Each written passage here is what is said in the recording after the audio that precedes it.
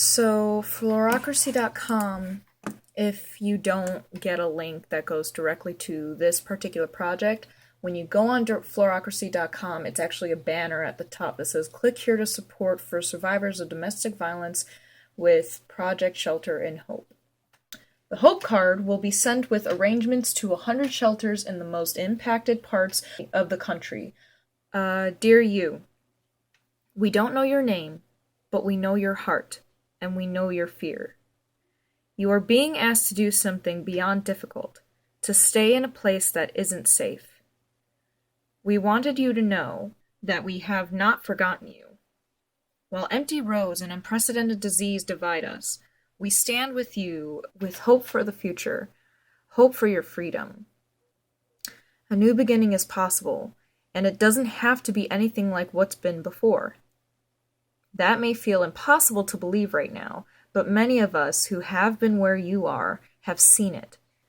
It's like the earth, dark and cold and empty in the winter. We're uncertain if anything will ever be able to grow again, but then there is a warming, and the first flowers of spring come through. They're not the big ones we all know, like roses. No, those come later. It's the really scrawny little flowers that first make their way to the surface after a long and hard season. They look so weak and fragile, but they are the bravest and sometimes the strongest of them all.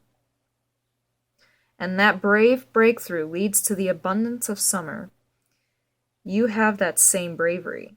The smallest choices to go on and not to give up are the bravest. They bring you to the light. You are magnificent, not in spite of what has happened to you, but because you are still here, rising up, pushing through, and growing beyond what happened or is happening even now. You are so much more than this one chapter of your story. No one can ever take your courage from you. As you shelter in your unsafe place, shelter yourself in the hope that this season will pass. When the time is right, you can rise up and out into a new beginning, into safety, into independence. We send you this card to remind you that you are not alone. It's written with encouragement, hope, and love. A great and pure love, love as it should be. Love that never harms, only seeks to build you up, and we see you, and we wait for you. Love. And many, many people have signed this hope card, including me. At the end of the card, it has a part where it says first name, last name, and then share some words of support of your story if you'd like. That's very optional. Important safety notice. Every post is reviewed by a professional trauma therapist on our staff to promote safety for survivors. We show only the signee's and last initial so as not to allow a perpetrator inadvertently to sign this as an intimidation tactic. And I wasn't going to sign. I was going to sign, but I wasn't going to add an extra note or a story. But I started writing and I couldn't stop, so I ended up writing this.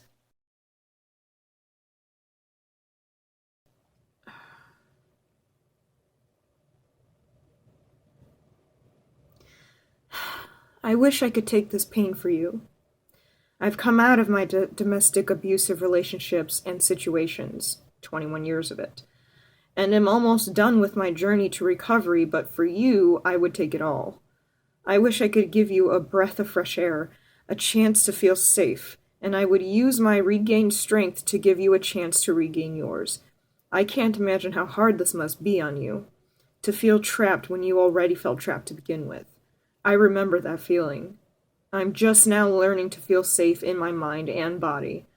It took 6 years of dealing with trauma and 3 years of nothing but therapy, but I'm here and I want to be there for you. I want to lend you my strength. I want to show you there's a light at the end of the tunnel, one you'd only ever hoped existed.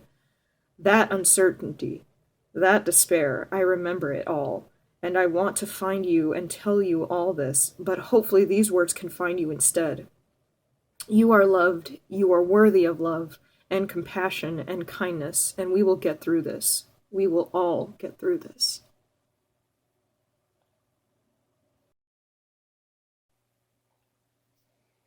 That was much harder to read in the moment after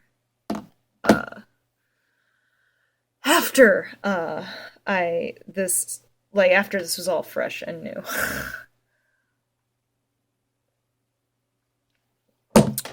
Okay. So, iris, meaning hope. I'm pretty sure throughout the page here they're going to have different flowers, and it's going to show the corresponding meaning to each one, which I have irises that will bloom here soon. Then there's a message from Sarah Eva, daffodil, meaning new beginning, about. Project Shelter and Hope is a campaign launched by flower startup Floracracy, intended to provide a source of comfort and hope to domestic violence survivors currently sheltering in place with their abusers, and financial support to shelters that may see an increase in need due to the COVID-19 outbreak and associated economic upheaval. The program involves 2 commitments. First, the company has committed to sending 100 arrangements to shelters across America with a card, the Hope Card, that Americans are invited to sign. Second, profits from every order sold between May 1st and May 31st will be donated to our list of 100 shelters, which were selected because of their location near the hard-hit parts of the country. Frisia, meaning freedom. How to get involved. There are a number of ways to get involved in Project Shelter and Hope. 1. Sign our open Hope Card. This, along with all messages shared, will be sent. 2. Donate an arrangement to an additional shelter. Contact Megan at megan@floracracy.com for more information. 3. Purchase any Floracracy box between May 1st and May 31st, and the profits from the purchase will be donated to our list of domestic violence shelters. The next flower is tulip. Donate to a shelter. If you would like to donate an arrangement to send to an additional shelter, please contact Megan at megan@floracracy.com. Profits will be donated 100% to the shelter you selected. And the next floral, fern, meaning shelter. I have so many ferns. And after fern then says additional resources on domestic violence. We will make available here an ongoing list of resources and articles about the risk of shelter in place to those living with an abuser. If you yourself are living with an abuser and need help, please call the National Domestic Abuse Hotline at 1-800-799-7233. They are available 24 hours a day. You are not alone. There is help, and though impossibly hard to believe or imagine, a light at the end of the tunnel. Yep. Which is what I said. Allium, meaning patience. Why flowers? A lot of people may ask, why flowers? The reality of domestic abuse is that the missing toothbrushes and shelter are the easy things to fix. The real wounds, the hard ones to address, are the wounds that can't be seen. Specifically, the feeling you cannot trust yourself to take care of you, and that you are not worthy of love. Flowers are more than just cultural expressions of love. Historically, they were tools for communicating deep symbolic forms of connection. And you can still see the remnants of this in the incredible research around flowers and personal letters. That flowers improve depression among women and the elderly, that the presence of flowers results in faster healing when in hospitals, and that personal letters create the same psychological response in humans as does human touch. Carnation, meaning bravery.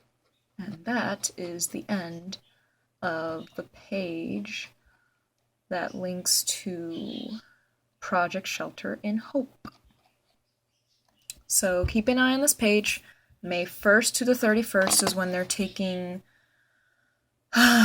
purchase donations, where you purchase an arrangement that they will send to different shelters in the country. Difficult times. I hope everybody's safe and taking care of themselves. Oh,